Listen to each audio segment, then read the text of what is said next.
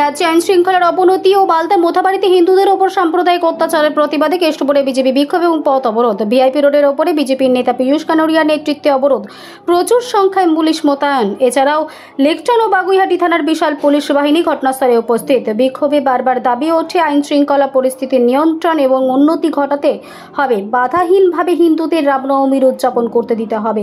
এছাড়াও বিক্ষোভকারীদের 114 ফুট লম্বা একটা বিশাল আকারের ব্যানার নিয়ে রাস্তা অবরোধ করার চেষ্টা করে। বিক্ষোভ চলাকালীন পুলিশের সঙ্গে ব্যাপক ধস্তাধস্তি হয়। কিছু বিক্ষোভকারীকে মাটিতে পড়ে যেতেও দেখা যায়। এক বিক্ষোভকারী জামা কাপড় পুলিশ ছিঁড়ে দেয় বলে অভিযোগ।